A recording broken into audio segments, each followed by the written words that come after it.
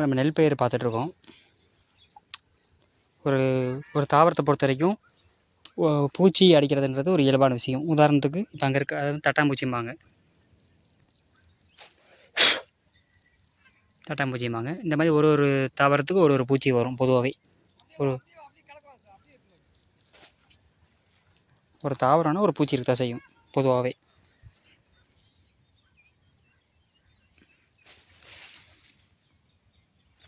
இங்கே கொசு வெரைட்டி ஒன்று இருக்குது. அதே போல் எட்டுக்கால பூச்சி சிலந்தி இருக்கு இல்லைங்களா, அது வந்து கூட கட்டியிருக்கும். இந்த அங்கே இருக்குது, தெரியுதுங்களா, கூட கட்டியிருக்கும். இது வந்து கெட்ட செய்யக்கூடிய பூச்சிகளை வந்து இது இந்த கூட்டில் இழுத்து வச்சுக்கும். ஒரு தாவரத்தை வந்து ஒரு ஒரு செடி கடிக்கும், ஒரு செடி கடிக்காது. இங்கே இருக்க எட்டுக்கால பூச்சி.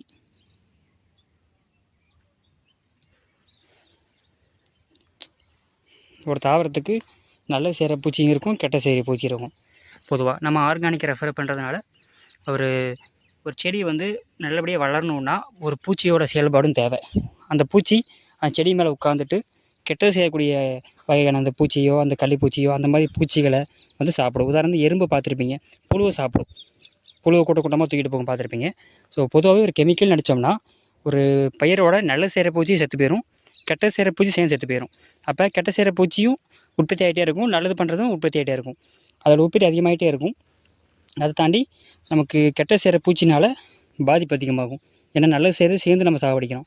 ஒரு பயிருக்கு வந்து நல்லது செய்கிற பூச்சியும் இருக்கணும், கெட்ட செய்கிற பூச்சியும் இருக்கணும். ஆர்கானிக்கில் அடிக்கும்போது பயிரில் வந்து அந்த பயிரோட கசப்புத்தன்மை ஏறுறதுனால கெட்ட செய்கிற பூச்சி வந்து அந்த கெட்ட செய்யக்கூடிய அந்த வேலை செய்கிறதுனால பயிரை வந்து கடிக்கிறதுனால வந்து அந்த பூச்சி வந்து சாகும். ஆனால் வந்து நல்லது செய்கிற பூச்சி வந்து பயிர் கடிக்காது. இந்த மாதிரி அது பயிரை தொடாமல் அதோடய வேலையை மட்டும் பண்ணிக்கிட்டு இருக்கும். கெட்ட செய்கிற பூச்சியை மட்டுமே இந்த அப்சர்வ் பண்ணி வச்சுக்கும். இந்த வலைக்குள்ளே அப்சர்வ் பண்ணிவிட்டு அது சாப்பிட்ற வேலையை வந்து ஆரம்பிச்சிடும். இப்போ உதாரணத்துக்கு பாருங்கள், இந்த கொசு மாதிரி வந்துட்டுருக்கு. இது வந்து வலை பின்னுது. ஒரு தாவரத்துக்கு ஆர்கானிக் மூலிமா நம்ம பூச்சி விரட்டி மருந்து அடிக்கும்போது நல்லது செய்கிற பூச்சியை வந்து அது ஒன்றுமே பண்ணாது. நல்லது செய்கிற பூச்சி வந்து அதோடய வேலையை ஆரம்பித்து பண்ணிக்கிட்டு இருக்கும். கெட்ட செய்கிற பூச்சி வந்து அதுவே கொன்றும்.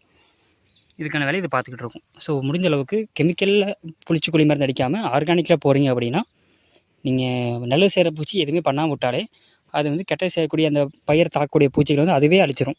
கூட வந்து நம்ம ஆர்கானிக்கில் அடிக்கும்போது பயிரை வந்து முழுமையாக காப்பாற்றிக்கலாம்.